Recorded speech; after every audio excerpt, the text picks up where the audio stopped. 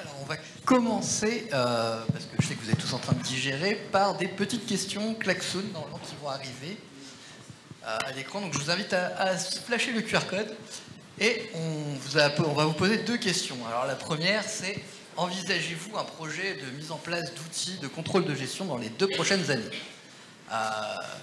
Si vous utilisez un logiciel leader du marché, vous allez le faire, c'est certain. Parce qu'en 2027, tout est coupé. Donc va falloir y penser.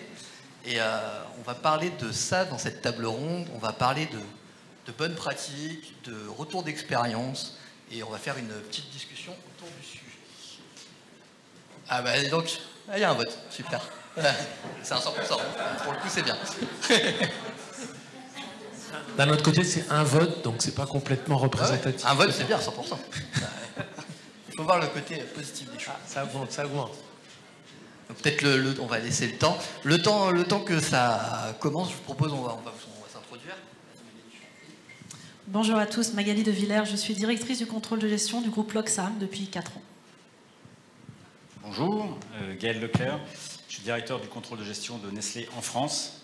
Je suis dans le groupe depuis 27 ans, donc si on parle de continuité, et alumni Dauphine, mais j'ai passé l'âge, j'ai l'impression, pour être bankable. Bonjour, je suis Dorian Rivet, je suis responsable administratif et financier chez A3/Welcome at Work depuis 18 mois, plus petite ancienneté. Bon, ça avance doucement, on a 21 votes. On va commencer. Alors, du coup, partons des basiques. Le basique que beaucoup négligent, on va pas se mentir, parce qu'on est tous pressés et que c'est toujours compliqué. Partons de l'expression du besoin. La plupart du temps, les gens foncent dans les outils, voient des très belles démos et c'est super sympa. Mais après, il faut quand même se pencher sur les basiques. Donc, Dorian, quels sont les basiques pour toi d'une expression de besoin? Alors avant toute chose, il faut distinguer l'expression du besoin du cahier des charges. Le cahier des charges, c'est vraiment un document qui va être contractuel, qui va donc être contraignant et très exhaustif sur tout ce qui concerne les specs, les features, le temps, les deadlines de nos différents jalons et les responsabilités. Quant à lui, l'expression du besoin est un document également écrit, mais informel. Donc l'expression du besoin, donc on va devoir exprimer son besoin. Donc classiquement, on va se réunir, on va benchmarker, tout simplement pour savoir tel interlocuteur a besoin de telle chose. Et là où on va devoir vraiment s'interroger, c'est dans les sens même du besoin. Est-ce qu'on évoque notre besoin ou on évoque une solution? Comme disait Jonathan, si on se précipite vers une solution, on va se dire mon besoin c'est d'avoir telle fonctionnalité et bizarrement ma fonctionnalité match directement avec l'outil. Il faut vraiment donc s'interroger sur le besoin en tant que tel, et ce qui va être compliqué, c'est qu'on va être entouré uniquement d'experts. Les experts connaissent très bien les outils et vont se dire j'ai besoin de cette fonctionnalité va m'amener directement vers l'outil. Et donc, quand on va interroger notre besoin, il y a 3 choses qu'on va devoir voir. Dans un premier lieu, le besoin exprimé qu'on va devoir interroger. Donc, se demander, est-ce qu'on en a vraiment besoin? Est-ce que ce besoin sert mon objectif? Et au-delà de ça, dans le besoin exprimé, on va considérer le besoin implicite. Parce qu'un besoin pour un expert va se dire c'est évident, mais après pour l'intégrateur, le développeur ou qui d'autre ne va pas le considérer et c'est des mois, enfin du temps pris, donc du budget, un retard, et qui va pouvoir mettre dans l'embarras tout un département. Et au-delà de ça, là on va devoir donc se questionner, se re-questionner, se remettre en question sur ce qu'on a évoqué. C'est également le besoin potentiel, inscrire notre besoin dans le temps et pas seulement dans l'instant. Vraiment pouvoir donc le projeter. Et ensuite, une fois qu'on a bien réfléchi là-dessus, il faut donc prendre le temps, se poser pour analyser ce besoin-là. C'est juste l'écrire. L'écrire et se dire j'ai compris mon besoin, tu as compris mon besoin. Et donc, c'est tout simplement comprendre et se faire comprendre. Est-ce que tu penses que c'est la liste au Père Noël aussi? Souvent. Du besoin, c'est facile, hein. Tout le monde a des besoins. Alors, c'est souvent la liste au Père Noël. Après, ce qu'on pourra faire, donc forcément, il y a tous nos goulots d'étranglement en termes de temps, de budget, et se dire à quel point mon besoin va servir l'objectif. Est-ce qu'il le sursert, le sous-sert? Est-ce que c'est... on peut le voir même avec du staffing, on peut avoir...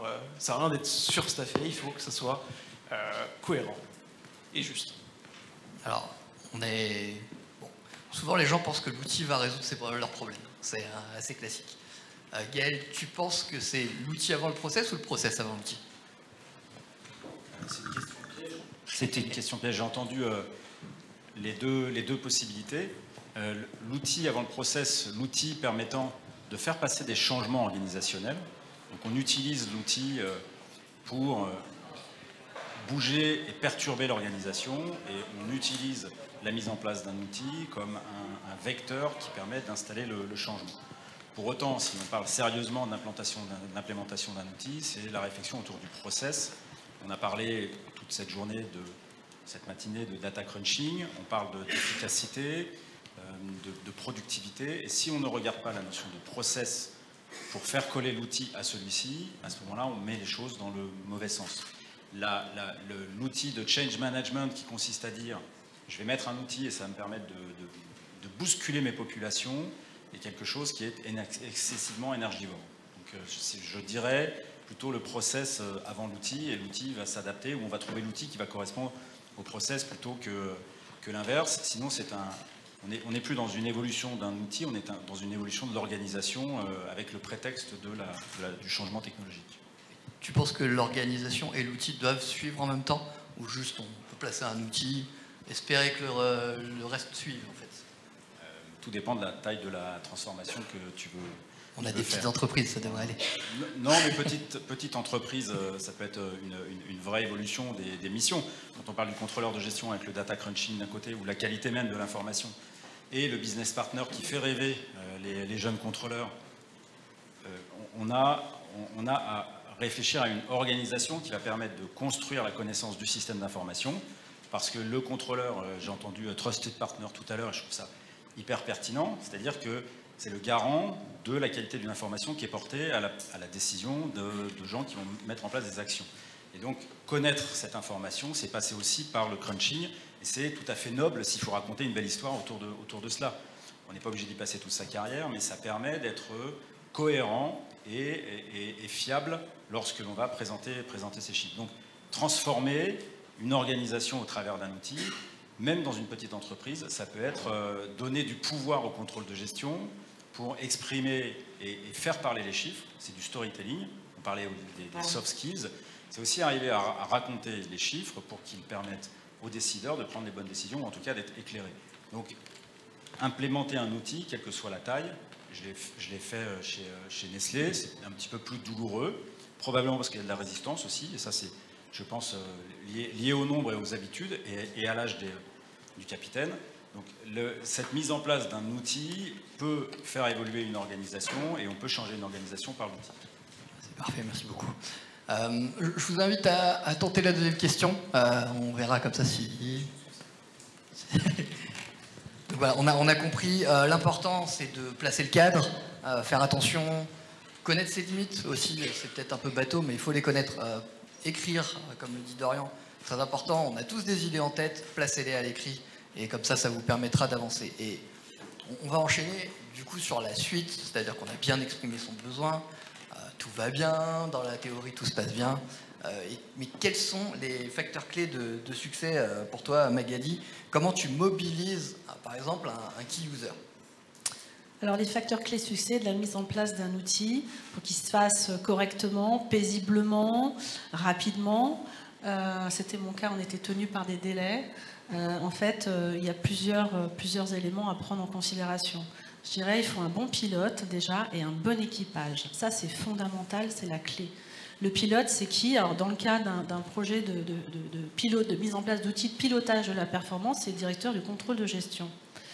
il doit effectivement être bien entouré de ses équipes, et pas non seulement celles qui sont motivées, parce qu'on a toujours des contrôleurs de gestion super motivés à travailler sur des projets, ça leur change du quotidien, mais il faut qu'ils soient, je dirais, excusez-moi du terme, mindés pour le faire. D'une part, travailler avec des collègues qui côtoient tous les jours, mais dans le cadre d'un projet, on ne travaille pas tout à fait de la même façon. Donc il faut qu'ils soient capables de consensus, qu'ils soient capables de trancher, éventuellement, si on est sur plusieurs lots, plusieurs équipes différentes, et qu'il ait la capacité, et ça on le vit régulièrement quand on est sur des projets, on ne laisse pas tout à côté et on s'occupe des projets pendant 6 mois. Non, on fait l'à côté et on fait le projet. Donc il ait aussi cette capacité de dire je m'engage en quelque chose qui va durer, qui va être un peu lourd, un peu pénible. Et donc c'est pas si évident que ça d'en trouver. Des motivés, oui, des motivés sur la durée, pas si facile. Des gens qui vont bien bosser ensemble, ça c'est évident. Et le pilote, il doit être investi à 100%. Le pilote, il gère son équipe, il a la vision, il s'assure de la cohérence, il travaille avec son intégrateur, il gère son sponsor, il gère la direction générale, il gère les key users, il s'assure que la formation va bien, il s'assure des délais, il prend les décisions quand il faut, parce qu'un contrôleur de gestion, il a une qualité extraordinaire, c'est qu'il dit oui, il a le sens du service, un truc de dingue. Donc un opérationnel, si on le fait rentrer dans ce type de projet, là on n'a pas fini. On est parti pour des années en fait, parce que chacun veut son petit truc, son petit besoin, son machin, et en fait, on n'avance pas. Et le contrôleur de gestion, il va dire oui, parce qu'il aime bien faire plaisir au contrôleur de gestion, il aime servir son client. Donc le pilote, c'est lui qui dit non, pas tout de suite, oui, peut-être, ou non, non. Ça ne se fera pas, ou plus tard. Voilà, ça c'est facteur clé de succès, il doit être partout. Il doit gérer le pilote, les petits heurts qu'il peut y avoir, et il y en a toujours entre une équipe qui va intégrer, qui va développer la solution, qui est parfois extérieure à l'entreprise, et les contrôleurs de gestion. Dans un projet, il y a du test, il y a de la définition de besoin, il y a de la recette, et c'est un peu facile de dire l'intégrateur il a pas fait correctement son boulot, l'intégrateur est un peu en retard. Non, c'est une équipe, c'est un ensemble. Donc voilà, le pilote il est essentiel, il gère tout le monde, et puis l'équipage évidemment doit être motivé, concentré sur ces sujets, et puis il doit être motivé en permanence. Un contrôleur motivé, il faut qu'il ait de l'appétence pour l'outil, il faut qu'il soit formé. Moi j'avais fait des sessions, on a fait organiser des sessions de formation pour l'ensemble de l'équipe, pour dédramatiser le sujet pour ceux qui étaient un peu effrayés. Et ça s'est très bien passé. Voilà, et puis c'est un facteur clé de succès, c'est de la communication. Communication, raconter une belle histoire, faire des promesses qui seront bien sûr tenues, pas en raconter trop, pas surjouer, pas sous-jouer et pas faire peur surtout.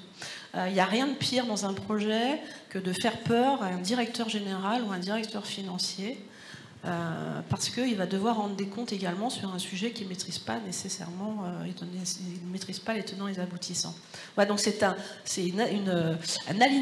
alignement de planète, je dirais, qui fait que c'est un succès, et le rôle du directeur du contrôle de gestion, en tout cas celui qui porte le projet, est fondamental.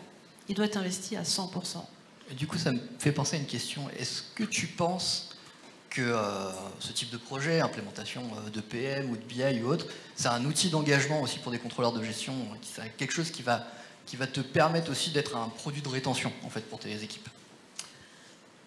Clairement, alors en tout cas, il est clair que pendant toute la phase du projet, ouais, c'est un outil de rétention, c'est une belle aventure. Le fameux contrôleur de gestion qui a un sens du service exceptionnel, il va pouvoir donner plus de services plus vite à ses clients internes bientôt. Donc oui, c'est de la rétention. Quand on embauche des contrôleurs de gestion et qu'on leur dit qu'on est dans un mode de fonctionnement d'amélioration continue d'outils, c'est hyper motivant. Ils vont pouvoir mettre une autre corde à leur arc. Quand le projet est fini, là, il faut trouver autre chose. Mais on a une pléthore de sujets pour les retenir. Gaël, comment on s'assure d'avoir un bon support? Est-ce que tu penses que c'est vraiment important? Est-ce qu'on peut faire notre projet dans notre coin en tant que financier en fait? En fait, c'est l'éloge de la paresse. On peut partir dans un projet tout seul, comme tu le décris, avec un pilote de projet, avec des jolis bras et qui va ramer seul pour avancer, emmener l'équipe, aussi faire la pédagogie. Je parlais de ne pas effrayer la direction générale ou le directeur financier, mais il faut, à mon avis, s'assurer du support du sponsor en faisant preuve de pédagogie, de traduction de la complexité pour qu'il puisse lui-même porter et incarner le projet et être un soutien qui permette de fluidifier un certain nombre de passages. La responsabilité reste celle du chef de projet, indéniablement, mais on a des éléments qui entourent le projet, qui sont des facilitateurs. Et le sponsor est un d'entre eux. Les équipes, évidemment, qui sont parfois paniquées face à l'idée même de changement. Donc il faut à la fois rassurer, mais aussi donner le endgame est super important. Se dire, on fait ces efforts et on les met en œuvre pour arriver à telle solution, et cette solution doit nous permettre de réaliser ceci, qui est un écart par rapport à la situation de départ. Donc c'est à la fois éclairé sur l'issue, et ça c'est embarquer les équipes, et le sponsor doit pouvoir porter le projet en éclairant l'entreprise sur l'importance que ce projet a pour cette entreprise. Le chef de projet va avancer avec les contraintes techniques, managériales, mais le sponsor doit permettre de faciliter, de fluidifier le sujet. Mais du coup, on peut fonctionner sans sponsor? Oui, je pense, c'est juste un peu plus fatigant. Ouais. C'est un problème d'énergie à développer. Hein. C'est incarner soi-même le projet, c'est hyper excitant, beaucoup plus engageant, probablement super efficace, mais faut avoir un maximum d'énergie. Et le sponsor doit être aussi à la fois la bouée, mais également la bulle d'oxygène qui va permettre de respirer de temps en temps. Donc c'est ne pas porter seul le poids de ce changement, de la transformation. La transformation, c'est emmener des collaborateurs qui ont des habitudes, certains qui ont plus d'habitudes que d'autres, qui sont peut-être moins adaptables. Il faut pouvoir les embarquer. Et les embarquer, je pense que toutes les énergies sont nécessaires, et parfois l'énergie d'un directeur financier ou d'un directeur général qui doit comprendre le besoin, parce que c'est le besoin pour l'entreprise, et ce n'est pas que le contrôle de gestion en tant que tel, c'est un facilitateur. Et c'est comment prendre soin de l'ensemble des alliés qu'on peut avoir dans l'entreprise. Le sponsor en est un, mais il y a évidemment dans les opérationnels un certain nombre d'entre eux qu'il faut arriver à se mettre dans la poche, être un peu politique. Justement, Magali, se mettre des gens dans la poche. Qu'est-ce qu'on fait avec les politiquement corrects, les gens compliqués dans nos équipes? C'est-à-dire ceux qui vont nous dire « Non, mais je veux pas, j'étais bien comme ça avant ». Comment on fait? Alors, soit on est capable de les convaincre, il faut donner du sens en fait. Il faut donner du sens et s'appuyer sur les gens qui nous entourent dans nos équipes ou à l'extérieur. Nous, on est une entreprise de réseau avec des directeurs de BU, avec plus ou moins de caractère, souvent plus, avec des gens qui sont là depuis très longtemps, qui ont leurs habitudes. Donc, il faut savoir effectivement aller discuter avec les bonnes personnes, leur vendre que c'est pas compliqué, leur vendre que ça va les aider, leur vendre que ça va être génial, leur vendre que ça va être rapide, et puis leur montrer derrière en fait. Et ça, c'est quelque chose qui se distille, je dirais, en permanence. Quand on commence un projet, nous on n'avait même pas... Enfin, on était un peu clair sur où je voulais arriver, ça c'était clair, mais rien n'avait été écrit, et néanmoins, ça y est, je commençais à présenter au patron de pays, voilà comment ça va être. On a commencé un petit peu à développer, hop, on a fait quelques screenshots, regardez, ça va être comme ça. Ah ouais, super, voilà. Et en fait, en permanence, on a fini notre projet, nous, il y a 1 an et demi. Pas plus tard que ce matin, j'étais en train de reformer à nouveau les patrons de pays parce qu'ils n'utilisent pas tous les jours, parce qu'il y a plusieurs phases d'apprentissage, parce qu'on approche le budget. Donc si je les reforme, hop, je vais gagner un peu de temps et d'énergie et des points du budget. Voilà, donc c'est en permanence montrer que les choses se passent bien et puis en permanence continuer à s'appuyer sur les contrôleurs gestion qui vont en faire la promotion. Voilà, en fait, ça ne s'arrête jamais. Ouais, on est d'accord, le change management, c'est pas stop à la fin du projet, quoi. Du tout. C'est une erreur assez classique qu'il faut éviter, et surtout ne pas oublier le training derrière, en fait. Hein, sinon c'est une cata, on perd en connaissance, c'est clair et certain. Ouais. J'ai une autre question pour vous, du coup. Parce qu'on parle beaucoup de chef de projet. Est-ce qu'on choisit un chef de projet interne chez nous qui en plus fait ses clôtures, son budget, etc. Ou est-ce qu'on choisit quelqu'un d'externe et où on le dédie directement? Qu'est-ce que vous en pensez? Dorian, qu'est-ce que tu en penses toi? Les deux peuvent se faire. En fonction forcément du budget, il faut savoir aussi identifier où sont les compétences. Est-ce qu'on a les compétences en interne? Est-ce qu'il faut aller les chercher? Est-ce qu'il faut se faire accompagner pour vraiment prendre le recul sur toute la situation? Et donc les deux peuvent se faire conjointement. L'un donc n'empêche pas l'autre.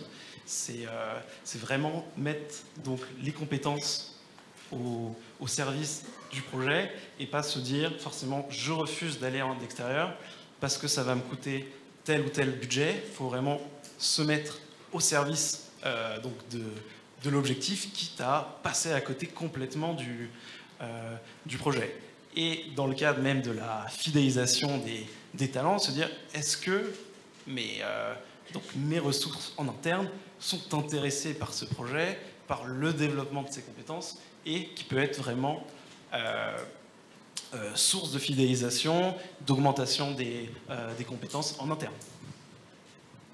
Magali, quand on parlait du coup, alors je suis d'accord avec toi. Hein, bon, faut faire attention quand même à la charge globale. En général, n'oubliez pas qu'on fait des plannings, on fait des plannings de charge. Dans les plannings de charge, on voit qu'en général, on a 2 semaines de travail, hein, dans lequel on peut commencer à bosser sur des projets, parce que pendant la quasi-totalité du reste du temps, on bosse sur notre quotidien. Magali, toi, bon, tu as gagné le prix hein, l'année dernière, donc félicitations. Et comment tu as fait pour mettre en place ça au niveau de tes équipes, en fait?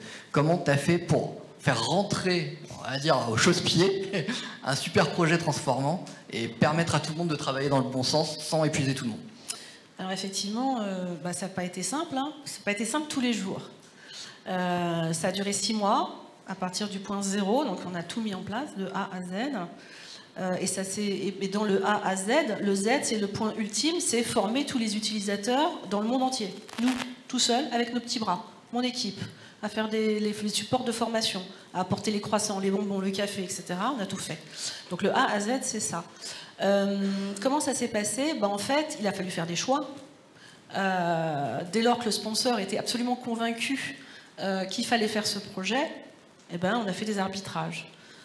Et je me suis occupée d'aller voir mes homologues, mes collègues directeurs d'exploitation ou DG en disant là, pendant quelques temps, ça, ce qu'on faisait là, on ne va pas le faire, on le fait 1 fois sur 2. Voilà, et on a examiné ce que faisait le contrôleur de gestion au quotidien, et puis on a dit, ça, est-ce que vraiment c'est important? Est-ce que c'est urgent? Est-ce que c'est essentiel? Non, on s'est concentré sur l'essentiel. On avait bien planifié les lots, de sorte à ce que tout le monde ne soit pas mobilisé en même temps, qu'il puisse y avoir des rotations. J'ai la chance dans mon équipe, et quand j'ai une équipe de contrôle de gestion, je fais en sorte qu'il y ait des backups. Donc on a fait travailler ces backups, et puis forcément, dès lors qu'on a donné du sens, on les a motivés, on a vu que les gens étaient contents, ils attendaient ça avec impatience, eux-mêmes ça allait leur faciliter la vie, il fallait faire un effort, on a bossé parfois le week-end, parfois le soir.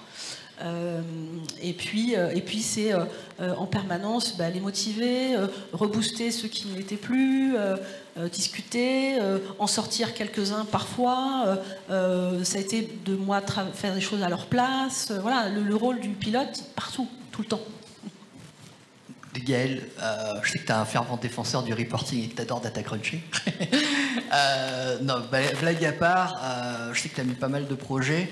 Est-ce que c'est aussi pour toi l'occasion d'éliminer des éléments que tu considères de reporting qu'on a l'habitude de faire? C'est le moment, quand il y a un projet, d'éliminer des choses. Le projet, oui, c'est le bon moment parce que la réalité fait que la nature ayant horreur du vide, et je ne sais pas comment on fait, mais on arrive à en créer pas mal, donc ça revient vite. Donc oui, il faut se poser les questions à ce moment-là. Se poser la question de la valeur ajoutée. Tu mentionnais le fait de faire des choix quand on a le projet, parce que je suis persuadé qu'on a besoin d'une incarnation en tant que chef de projet, et participer et être au sein des équipes est quelque chose qui est un des facteurs clés de succès. Quelqu'un de l'extérieur va devoir se faire adopter par l'organisation, donc l'incarnation est importante. Et après, la promesse du rendu doit aussi permettre d'éliminer un maximum de choses à partir du moment où on sait clairement ce que l'on veut éliminer. Un des bons moyens, c'est de ne pas le produire et de voir si ça crie quelque part dans l'organisation. Et souvent, c'est accompagné par un grand silence.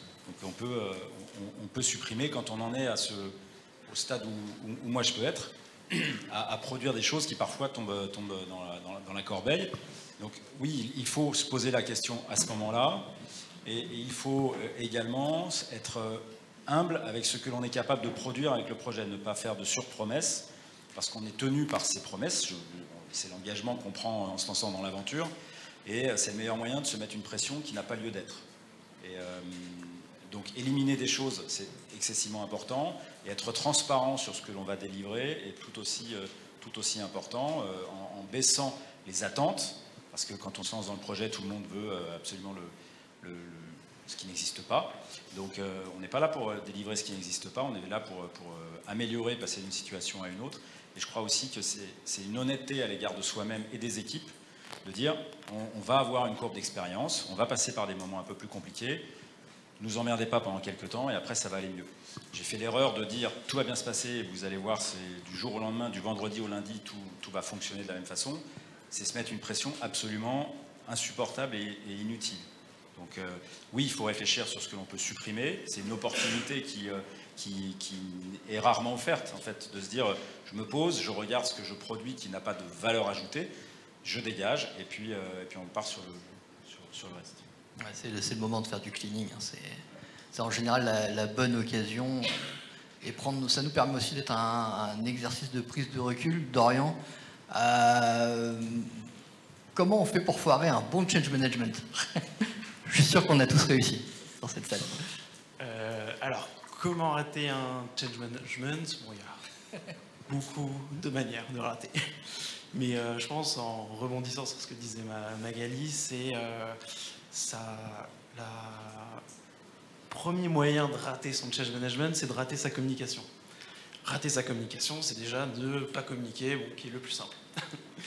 Qui est le plus simple, parce que ça va... Si on mène notre projet en sous-marin, qu'après on l'impose à tous nos opérationnels, qui peuvent avoir un impact ultra sensible sur leur quotidien, on ne va pas récolter l'adhésion, et en termes de, j'y reviens encore, de fidélisation, de turnover, ça va avoir des petits impacts.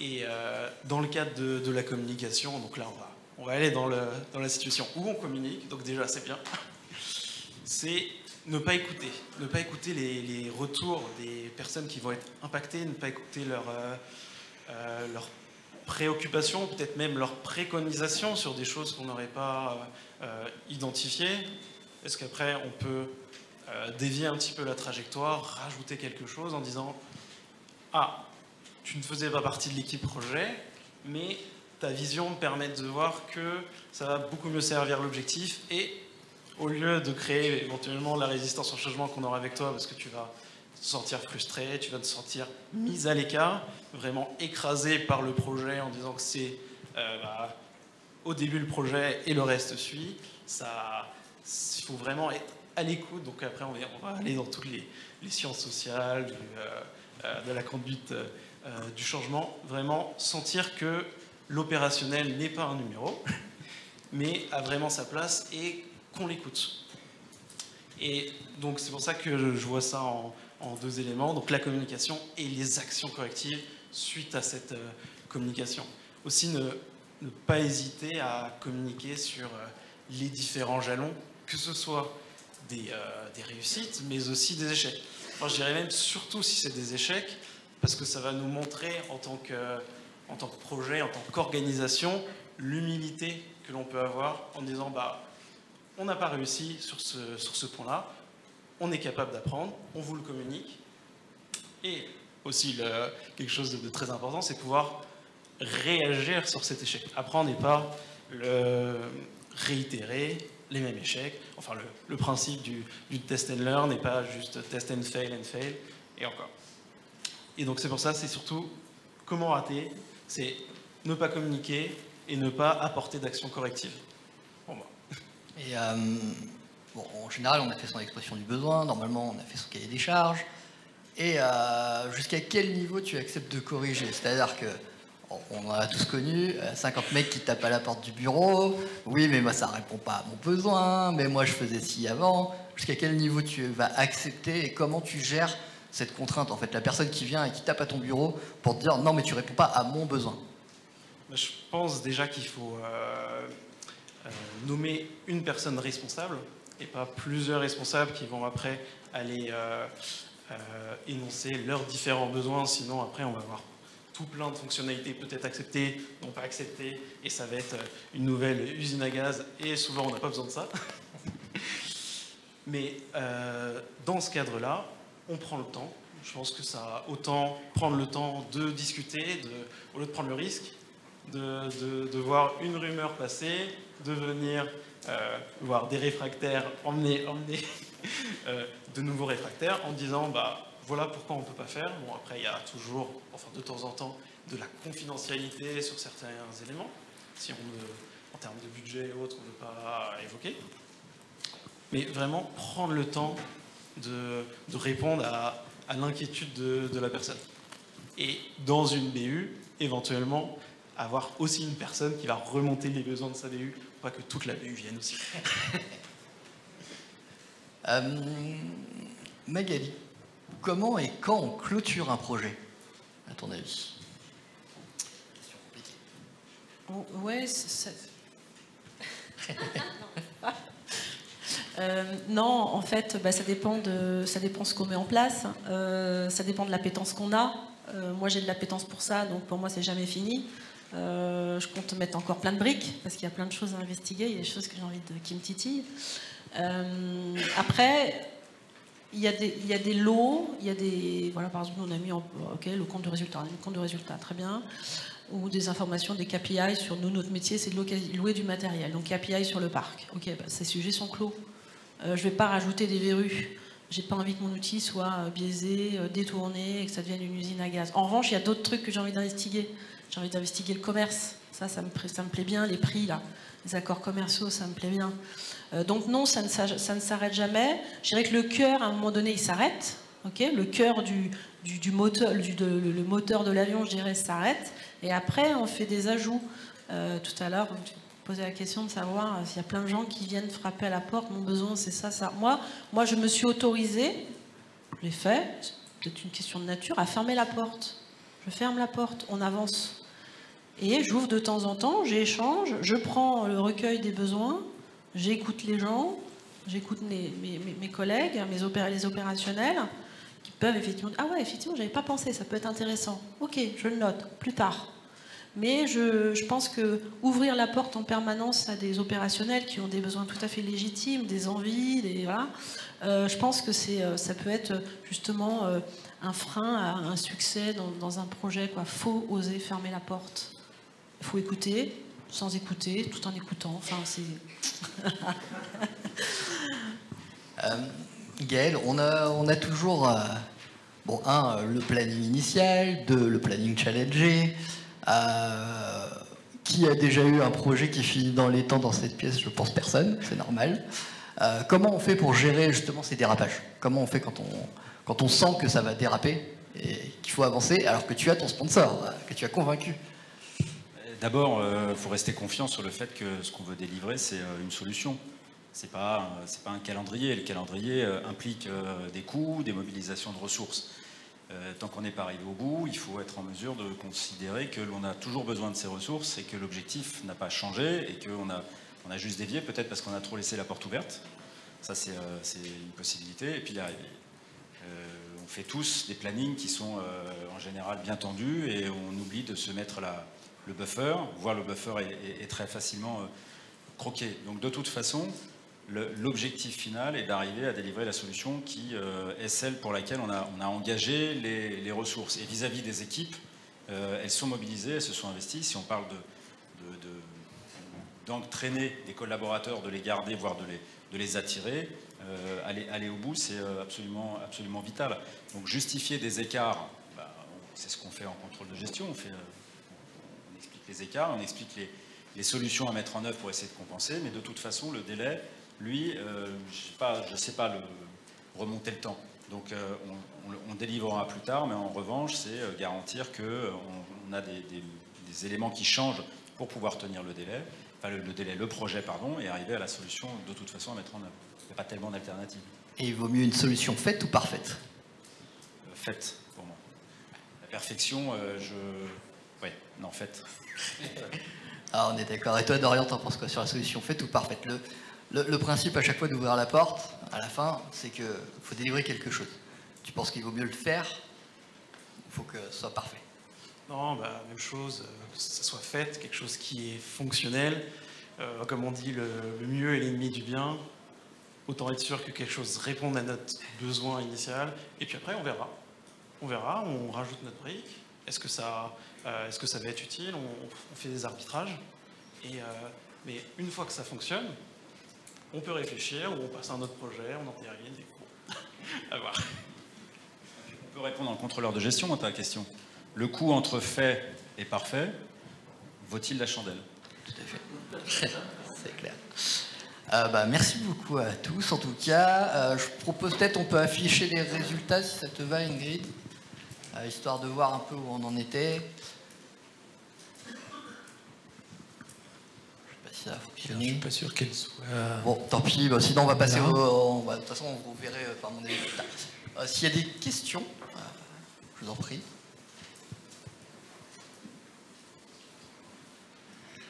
Moi, je vais en poser une pour initialiser.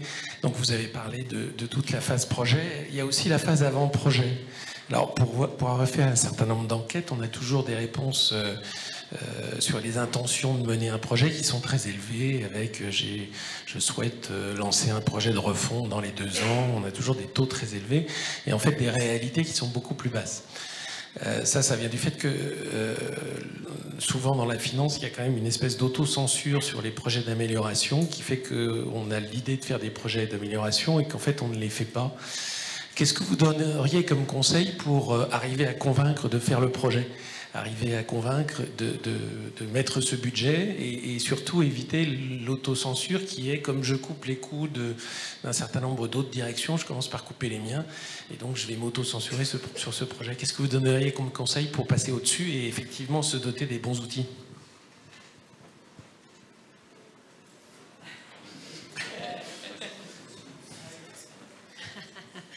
Je dirais que la meilleure façon de convaincre sa hiérarchie et des utilisateurs, il se trouve que je suis dans un groupe où la direction générale, le directeur d'exploitation, les patrons de pays, ils adorent la finance, ils adorent les chiffres, ils adorent les outils. Donc déjà je partais avec quelque chose de positif.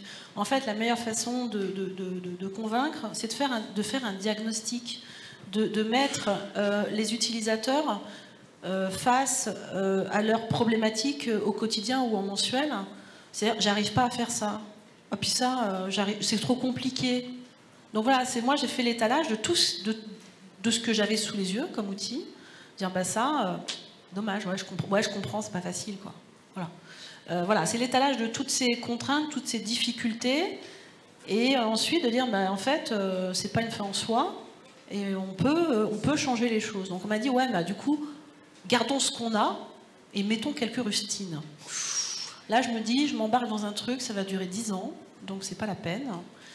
Et je lui dis, non, moi, on fait le truc en 6 mois, 1 an, maximum, mais on part de zéro. On garde ce qu'il y avait de bien sur le principe, sur les process, sur les KPI, c'était une évidence. On ne change pas le modèle de gestion, de lecture des chiffres, mais on refait tout. Bon, il se trouve que par chance, je l'avais déjà fait 3 fois avant, ailleurs. Donc bon, j'arrivais avec un petit capital pas mal. Mais c'est ça, c'est montrer aux gens que en fait, il existe des choses meilleures existent en fait, tout simplement, et que en faisant une petite démo, et on avait fait une petite démo avec le DG, le DAF connaissait pas trop l'outil, on a fait venir l'intégrateur, on dit montrez-nous ce qu'on peut faire. Là, ils ont été un petit peu scotchés, et là c'était fini, c'était embarqué, et on pouvait pas reculer. Moi, je me permets de rebondir aussi. Il y a aussi des coûts d'opportunité et des coûts cachés, en fait, à chaque fois dans un projet. On en parlait, on disait les outils, c'est aussi un moyen de rétention. N'oubliez pas aussi que quand vous perdez quelqu'un, ça vous coûte 6 à 9 mois de recrutement parce que vous êtes en train de le faire patauger sur du Excel ou un outil qui date des années 90. Ça arrive régulièrement et c'est un vrai élément de conviction, surtout quand le turnover commence à s'accélérer. On l'a tous un petit peu vécu. Au niveau de la direction, il ne faut pas oublier, ce que je vous disais ce matin, on est quand même sensible à avoir des compétences. Vous n'avez pas envie de former un jeune tous les 4 matins pour lui réexpliquer exactement la même chose. Donc il faut aussi savoir convaincre votre DG, votre VP, peu importe, que le coût qu'il ne voit pas, c'est-à-dire le coût passé à cruncher de la data, le coût passé à aller recruter quelqu'un pendant 6 mois, ce qui est à peu près, j'avais lu une étude, entre 45 et 60 000 euros de coût, ce qui est bien plus que son salaire initial, il faut quand même y penser, et je pense que c'est un des arguments principaux qui touche en général, et en tout cas ça a marché chez moi.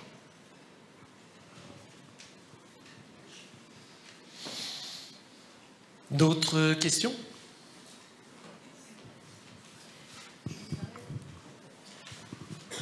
Je me permets peut-être un commentaire par rapport à la clôture des projets que vous évoquiez tout à l'heure. En ayant participé, en tant que pilote, à un changement de RP, il me semble important aussi de fêter la fin du projet, de le célébrer, puisque ça a été douloureux pour toute l'équipe en général. Et c'est aussi un moment où les gens peuvent échanger par rapport aux mauvais moments, aux moments plus sympas, etc. Et on parlait d'adhésion et de fidélisation, de rétention. Je pense qu'on est en plein dedans. Oui, la fête, c'est très important. non, mais c'est vrai. On est toujours plus que le baby-foot. On a un baby-foot au 2e étage. Il me sort par les yeux, lui.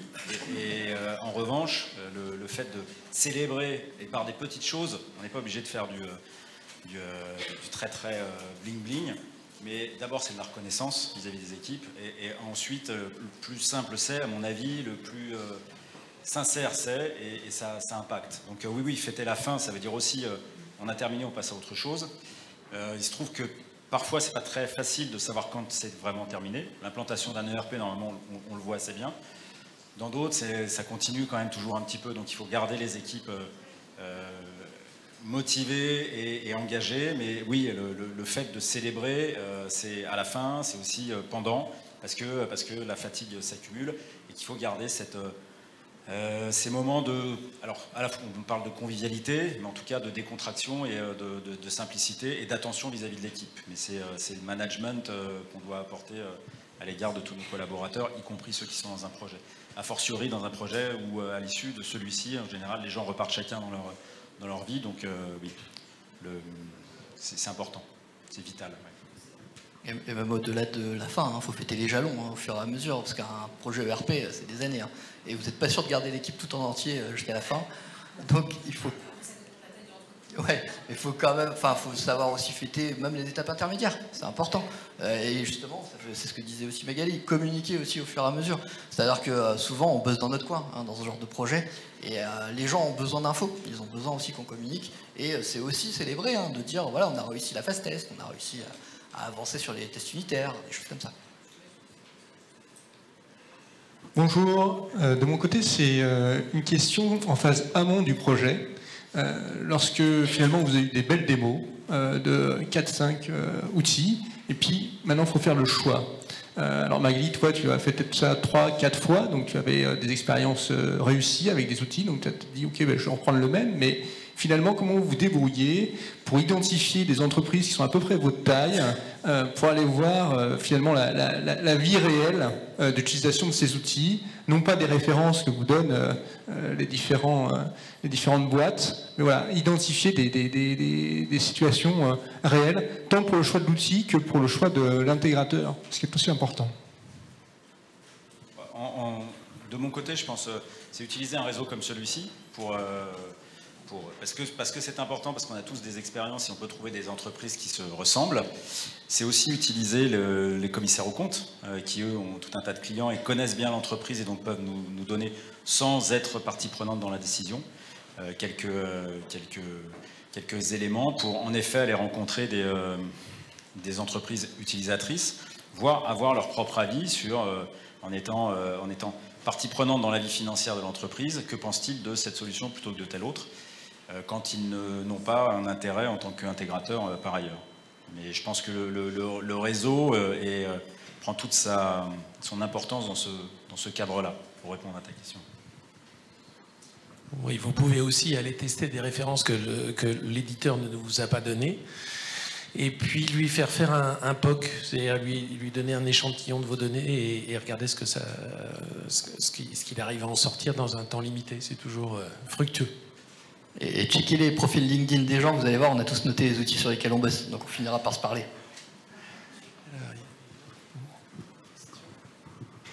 Oui, bonjour. Merci pour ces échanges très riches. J'avais une question concernant le change management. Est-ce que dans l'une de vos entreprises, vous avez une expérience d'équipe de change à côté de l'équipe projet, c'est-à-dire plutôt sur des gros projets un peu structurants? Est-ce que ça vous est arrivé de travailler finalement avec des relais de change management parce que sinon ça faisait trop pour l'équipe projet? Alors, en préparation, j'avais dit que non, je n'avais pas travaillé avec une équipe de change, mais en fait, oui, si. J'avais été accompagné, pas tant sur comment se fait le changement, mais sur les outils qui vont permettre de mieux communiquer et de simplifier la complexité du projet. Donc c'était une boîte de consultants, charmant, au demeurant, très bien. La difficulté, ma traduction, c'est que c'est un emplâtre que j'ai mis sur un problème que j'avais, avec une définition de la communication qui était mal faite par nous en interne. Et donc se défausser sur un prestat qui va me facturer ce qu'il est normal qu'il me facture, mais qui va compenser ce que moi j'ai mal fait, c'est pas la bonne solution. C'est-à-dire qu'à l'issue, dans la définition de mon projet, on est parti sur la notion de change management, avec un projet qui impactait tout le contrôle de gestion, qui avait été pensé par un petit groupe, et tu parlais d'être inclusif, et donc j'avais une partie de ma population finance qui était dans la confidence. On lance le projet, et là on découvre le projet à l'ensemble de la communauté finance. Et en matière de change management, d'une, j'ai pris mes consultants après avoir fait la connerie. Deux, j'aurais dû y réfléchir avant et être beaucoup plus inclusif pour embarquer du monde, pour avoir des relais, des ambassadeurs. Et le change management, c'est très, de façon basique, c'est faire avancer la roulotte avec tout un tas de personnes qui sont des corps plutôt inertes, qui tiennent encore la roulotte, mais il faut pousser à peu. Donc plus on met de personnes pour pousser, plus c'est facile. Mettre un consultant pour récupérer le fait d'avoir dit je vais y arriver avec 3 personnes et derrière 100, c'est pas très très pertinent.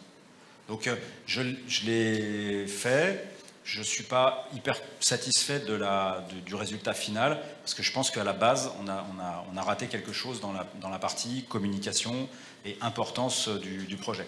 D'où mon point qui me paraît important sur le sponsoring, parce que ça permet aussi de savoir pour quelles raisons on fait ce projet et d'arriver à communiquer avec des mots qui sont différents quand on s'adresse à la direction générale que lorsqu'on s'adresse aux équipes qui sont en dessous et qui vont devoir mettre les mains dans le cambouis. Donc c'est plus prendre des conseils sur des gens qui ont fait des erreurs, je suis disponible, sans souci, que avoir de l'accompagnement. Réfléchissons un peu avant à la façon dont on veut communiquer et avoir le plus grand impact pour embarquer. Pas un maximum de personnes, parce que ça c'est aussi un leurre, c'est croire qu'on peut emmerder le monde en leur tirant des sourires. C'est pas vrai, on va être une contrainte, donc de toute façon on va avoir de la résistance. En revanche, se dire qu'on va chercher un maximum de leviers, d'amis dans le projet, c'est extrêmement important, il faut y penser avant. Voilà, Ingrid entre-temps nous a remis les résultats. Donc la bonne nouvelle, c'est que 62% d'entre vous considèrent que c'est une opportunité. Bon, il reste encore un peu à travailler sur l'enthousiasme qui n'est qu'à 4%, mais l'année prochaine on peut s'améliorer. En tout cas, je vous remercie tous les 4. Merci beaucoup.